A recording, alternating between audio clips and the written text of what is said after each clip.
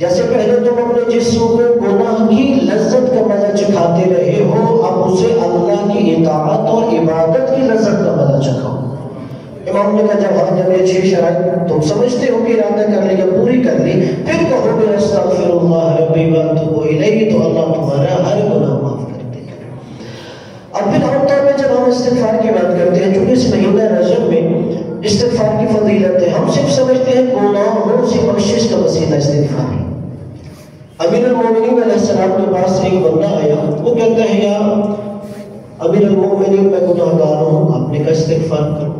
پھر ایک اور بندہ آیا، وہ کہتا ہے امیر المومنین میں بے اولاد ہوں، میری اولاد نہیں ہے، کوئی عمل بتائیے۔ امام نے فرمایا استغفار کرو۔ اتنے میں ایک اور بندہ آ گیا، میں غریب ہوں، مفلس ہوں، نادار ہوں، مال و دولت نہیں ہے، کوئی عمل دیجیے۔ امام نے فرمایا استغفار کرو۔ اتنے میں ایک اور بندہ آیا کہ ہم جس بستی میں رہتے ہیں وہاں قحط سالی ہے، اپنے رحمت نہیں برس رہا، تو ہمیں کوئی عمل کی تعبیر کیجیے، اللہ اپنے رحمت برسا دے۔ امیر المومنین نے فرمایا استغفار کرو۔ ایک اور بندہ آیا، میرے کو آگے کہتا ہے امیر المومنین علیہ السلام سے کہ ہم نے ایک نہر نکالی تھی اپنے کھیتوں کو سیراب کرنے کے لیے، اب کتنا عرصہ ہو گیا ہے وہ نہر خشک پڑی ہے، جس کی وجہ سے ہمارے کھیت اور کھلیان جو ہے وہ بالکل بلاب ہو گئے، جنگل کی طرح ہو گئے ہیں، ہمیں کوئی عمل بتائیے۔ امام نے انہیں کہا کہ تم استغفار کرو۔ اب وہ سارے گروہ ایک آدھا سن کے چلا جاتا، پاس ایک صحابی جناب عبداللہ ابن عباس بیٹھے تھے، انہوں نے کہا امیر المومنین جو بھی بندہ آتا ہے آپ اسے صرف ایک ہی نسخہ دیتے ہیں کہ استغفار کرو، کہ اور کوئی نسخہ نہیں کرے، اگر گنہگار ہے کہ استغفار کرو، اولاد نہیں استغفار کرو، مال نہیں استغفار کرو، اپنے رحمت نہیں استغفار کرو۔ امیر المومنین فرماتے ہیں ابن عباس سے میں نے اپنی طرف سے نہیں کہا، یہ خود اللہ نے قرآن میں نسخہ دیا ہے۔ سورہ نوح میں اللہ نے فرمایا استغفروا ربکم انہ کان غفارا، اپنے رب سے استغفار کرو، وہ بہت زیادہ بخشنے والا ہے۔ یرسل السماء علیکم مدرارا، اگر استغفار کرو گے اللہ کا آسمان موسلا دھار تم پہ اپنے رحمت نازل کرے گا۔ ویمددکم باموال وبنین، اگر استغفار کرو گے اللہ تمہارے مال میں کثرت کر دے گا، اللہ تمہیں اولاد زیادہ عطا فرمائے گا۔ اور پھر اللہ نے فرمایا یجعل لکم انہارا، اور استغفار کی وجہ سے اللہ تمہاری نہروں کو جاری و ساری کر دے گا۔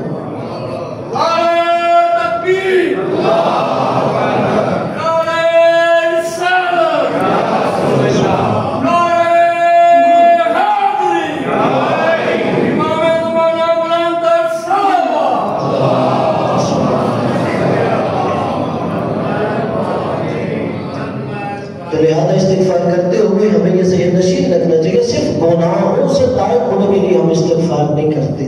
بلکہ ہماری مادی اور معنوی مشکلات سے چھٹکارا پانے کا نسخہ بھی امیر المومنین علیہ السلام نے جو قرآن کی سورہ نوح کی آیات کی روشنی میں بیان فرمایا وہ استغفار کے اندر پنہا ہے۔ اور پھر جیسے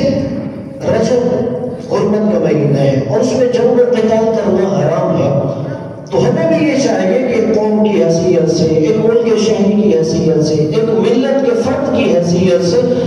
فرقہ واریت سے اجتناب کرے، معاشرے کے اندر انتشار سے اجتناب کرے، معاشرے کے اندر کوئی ایسا مسئلہ کہ جس کی وجہ سے معاشرہ خرابی کی جانب جا رہا ہو اس سے مکمل طور پر اجتناب کرنا چاہیے، اس لیے کہ زمانے جاہلیت میں بھی یہ امن کا مہینہ تھا، اس میں انتشار، اس میں فرقہ واریت، اس میں جنگ و قتال سے ممانعت تھی۔ واعتصموا بحبل اللہ جميعا ولا تفرقوا، اللہ نے مطلقاً صاحبان ایمان کو کہا کہ حبل اللہ سے متمسک رہا کرو۔ حبل اللہ کی روایت میں تفسیر دو چیزوں سے ہے، حبل اللہ سے مراد قرآن مجید ہے اور دوسری روایت حبل اللہ سے مراد اہل بیت علیہ السلام سے ہے، یعنی اللہ نے کہا تم قرآن اور اہل بیت سے متمسک رہو اور کبھی بھی انتشار کی جانب نہ بڑھو۔ لہذا یہ رجب اگر حرمت کا مہینہ ہے تو ہمیں ایک قوم، ایک ملت کی حیثیت سے انتشار نہیں بلکہ اتحاد کی جانب جانا چاہیے۔ تو ہے کہ اللہ تبارک و تعالی ہم پر اپنی خاص رحمتوں کا نزول فرمائے اور ہم سب کے گناہوں سے درگزر فرمائے، اپنے اپنے گناہوں کی بخشش کے لیے مرحومین کے بلندی درجات کے لیے بلند تر صلوات۔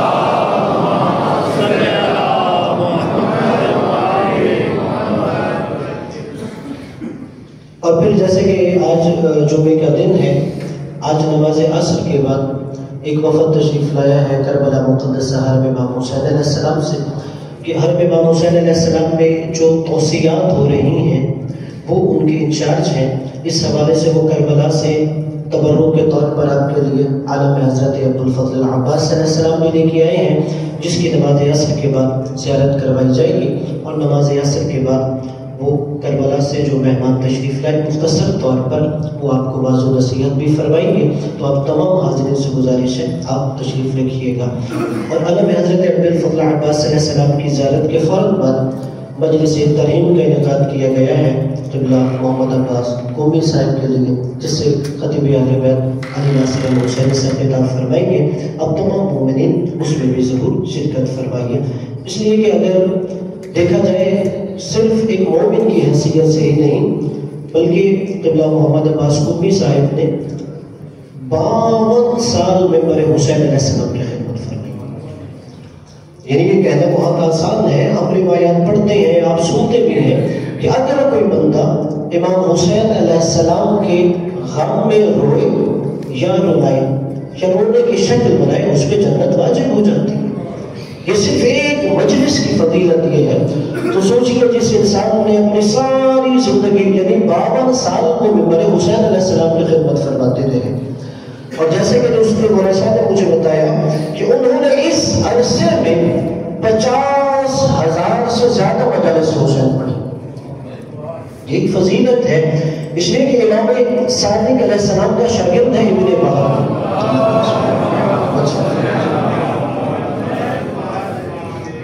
ابن وہب کہتا ہے کہ میں چھٹے امام کی بارگاہ میں گیا، امام علیہ السلام مسلم عبادت میں تھے، میں نے امام علیہ السلام کو سلام کیا، امام سلام کا جواب دینے کے بعد پھر اپنی عبادت میں مشغول ہو گئے. کہ پھر اس کے بعد امام علیہ السلام دعا مانگ رہے تھے، امام علیہ السلام کی آواز بلند تھی، تو امام علیہ السلام نے جو دعائیں مانگی ان میں سے کہتا ہے ایک دعا امام علیہ السلام نے ان لوگوں کے لیے مانگی جو قبر حسین کی زیارت کے لیے جاتے،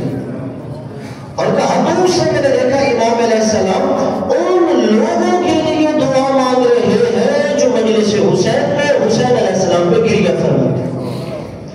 یعنی آپ تصور کیجئے کوئی عام ہستی نہیں، معصوم امام ان لوگوں کے لیے دعا مانگے کہ جو قبر حسین میں گریہ فرما رہے ہوتے ہیں. لہذا ہمیں اس صفحے ادا کی اہمیت کا جہاں ادراک ہے وہاں پر امام علیہ السلام ایک عزادار کے لیے دعا کے لیے ہاتھ بلند کر رہے ہوتے ہیں. اور پھر یقیناً مرحوم قبلہ محمد عباس قومی صاحب کی زندگی کی ایک اہم خصوصیت جو تھی وہ درود کثرت سے پڑھا کرتے تھے، اور در حقیقت وہ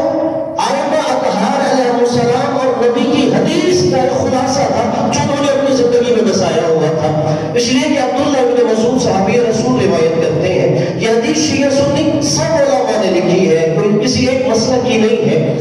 کہ عبداللہ ابن مسعود فرماتے ہیں کہ رسول خدا نے فرمایا ان اول الناس بی یوم القیامہ، رسول خدا نے فرمایا قیامت کے دن کون سا بندہ سب سے زیادہ میرے قریب ہوگا. ہم میں سے ہر کوئی چاہتا ہے کہ ہمیں قیامت کے دن رسول خدا کا قرب حاصل فرق ہو، کہ کون سا شخص سب سے زیادہ رسول خدا کے قریب ہوگا. رسول خدا نے فرمایا اکثرهم علی صلاۃ، جو سب سے زیادہ مجھ پر درود پڑھتا ہوگا وہ قیامت کے دن اتنا زیادہ میرے قریب ہوگا. اور پھر محمد و آل محمد بلند کر صلوات.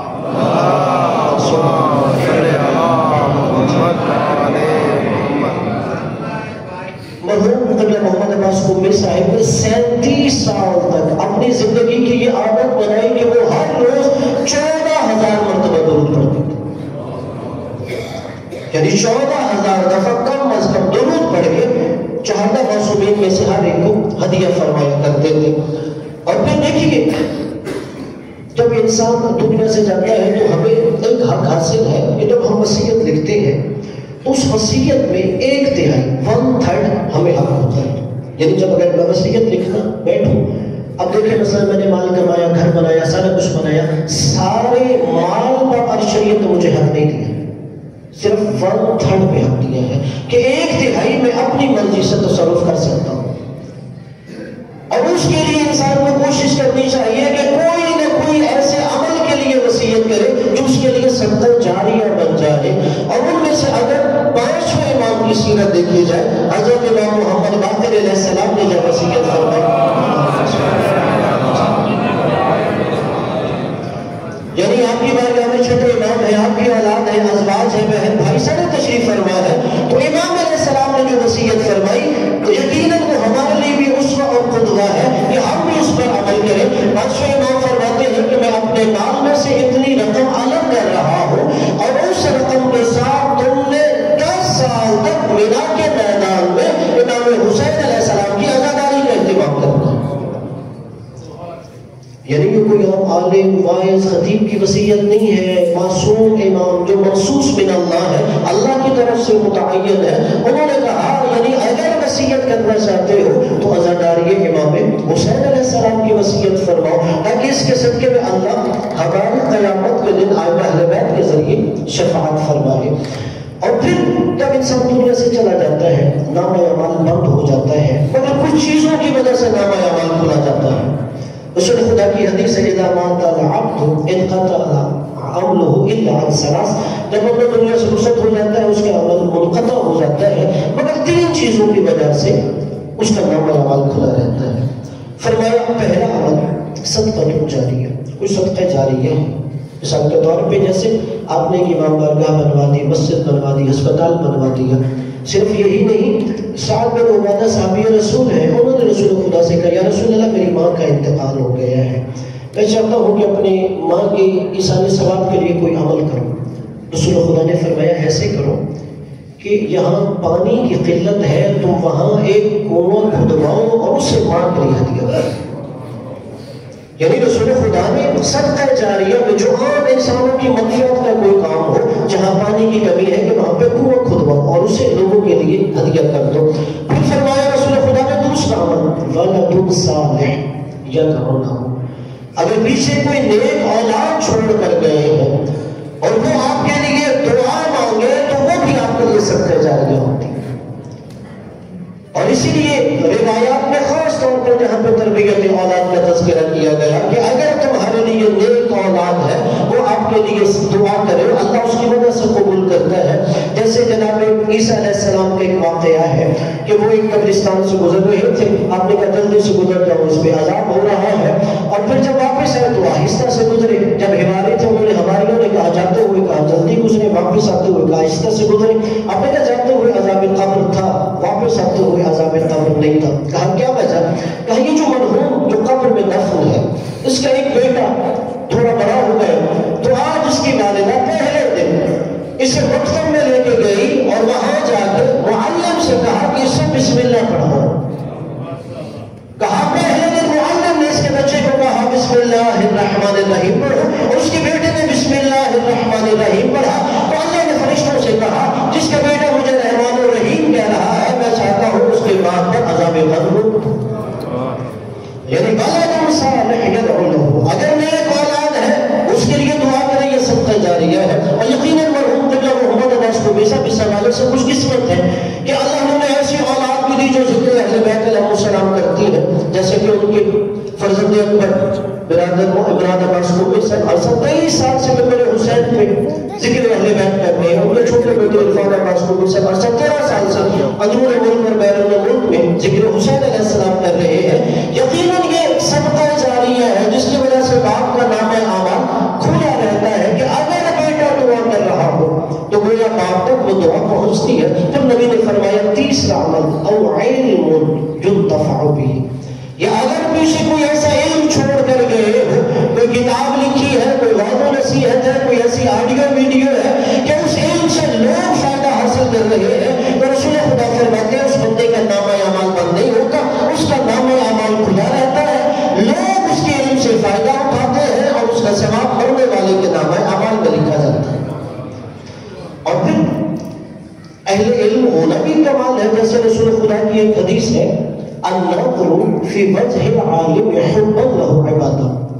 کہ رسول خدا نے فرمایا عالم کا چہرہ محبت سے دیکھنا عبادت ہوتا ہے۔ یعنی اگر کوئی محبت کی نگاہ سے عالم کی طرف دیکھے تو اس کا چہرہ دیکھنا عبادت ہے۔ پھر امام جعفر صادق علیہ السلام سے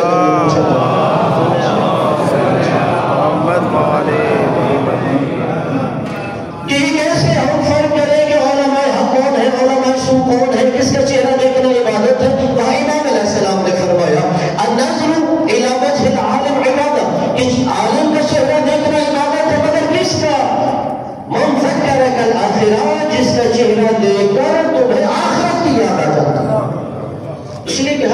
کوئی زبان سے درود پڑھ رہا ہے، استغفار کر رہا ہے، کوئی کلمہ خیر کہہ رہا ہے، یقیناً جب اس کی طرف دیکھو گے اس کے لب ہل رہے ہیں تو آپ کو آخرت کی یاد آئے گی۔ امام نے فرمایا اس کی طرف دیکھنا عبادت ہے، اور امام نے کہا من کان عکس ذالک، اور جو اس کے برعکس ہو، النظر الی وجہہ فتنہ، مولا نے کہا اس کی طرف دیکھنا بھی فتنہ ہوتا ہے، یعنی جسے دیکھ کر آخرت نہیں بلکہ تمہیں دنیا داری کی طرف وہ لے کے جاتا ہے، تمہارے دل میں دنیا کی محبت پیدا ہو جاتی ہے، تمہیں آخرت سے دور کر دیتا ہے۔ جب اس کی بارگاہ میں بیٹھا جائے تو ہمیں واعظ و نصیحت نہیں ہوتی، ہمیں کوئی عبرت حاصل نہیں ہوتی، بلکہ بیٹھ کے ہمیں صرف دنیا کے بارے میں خبریں مل رہی ہوتی ہے۔ تو امام فرماتے نہیں، اگر آخرت یاد آتی ہے تو چہرہ دیکھنا اس عالم کی عبادت ہے۔ جیسے کہ عرض کیا مرحوم جن کے سال ثواب کے لیے مجلس کے دن میں 14,000 مرتبہ درود پڑھ کے امام علیہ السلام کی بارگاہ میں ائمہ اہل بیت کو ہدیہ کرتے ہیں تو یقیناً انسان کو آخرت یاد آتی ہے، لیکن جس کی وجہ سے جو اس کے برعکس ہو، آخرت یاد نہ ہو بلکہ دنیا کی محبت پیدا ہو، کا اس کی طرف دیکھنا بھی فتنہ ہوتا ہے۔ تو ہے کہ اللہ تبارک و تعالی ہمیں حقیقی معنوں میں ائمہ اہل بیت علیہ السلام کے فرامین پہ چلنے کی توفیق عطا فرمائے۔ اپنے اپنے گناہوں کی بخشش کے لیے، مرحومین کے بلندی درجات کے لیے نرنتر سلام۔